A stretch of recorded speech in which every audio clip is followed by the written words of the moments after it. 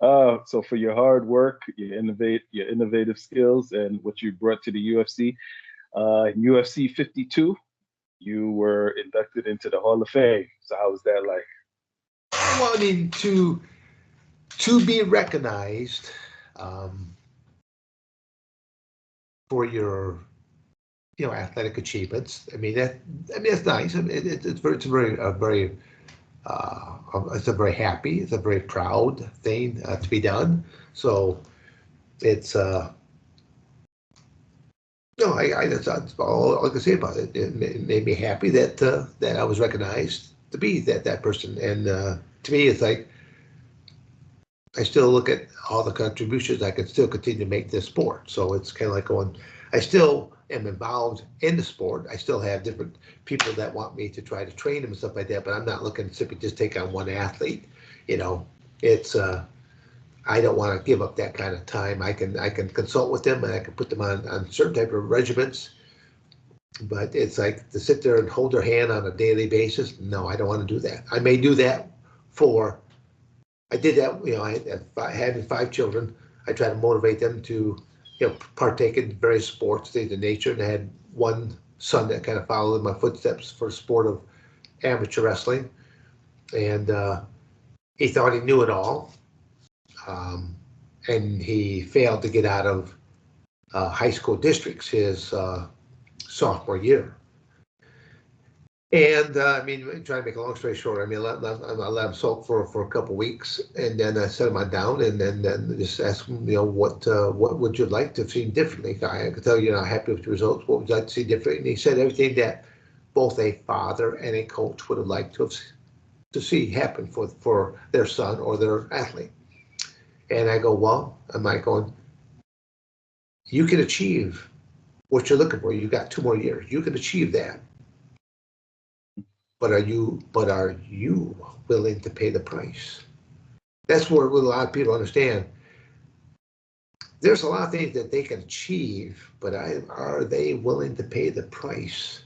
Are they willing to pay that price to get up earlier, to get a workout in, and then get showered and eat and go to school, knowing that okay, then they have to go to another practice afterwards. They might be doing you know, there's a couple days a week where he's got to come out to the cold water gym and train with dad twice a week.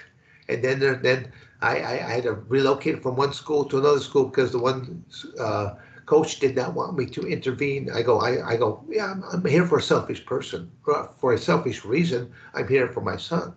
But you're going to find out I'm a very unselfish man. I'll work with other athletes if they ask me for help.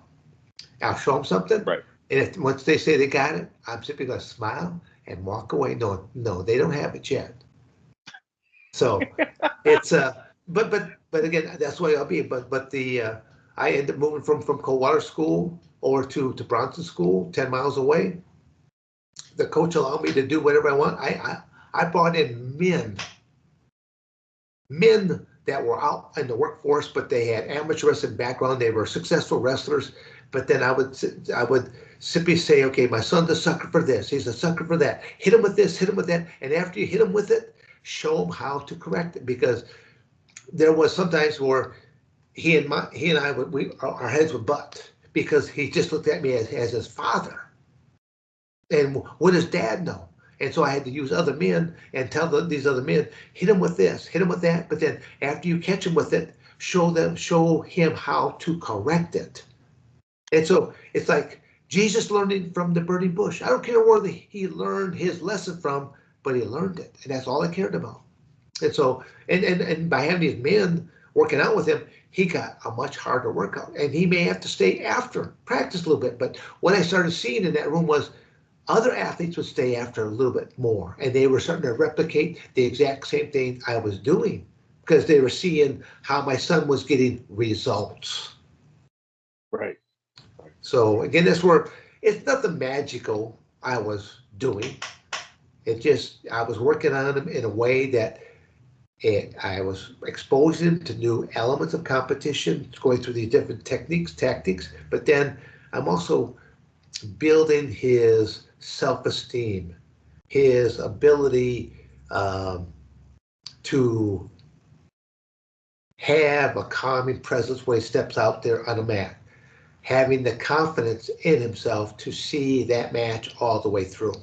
So, there's a lot to athletics. It's not just that body. You got to have a mind, and you got to have, again, heart and that bonehead determined. And these are the two elements that are hardest for a coach to get. You can scream and howl or curse all you want. These are two things that are tough to give the athlete.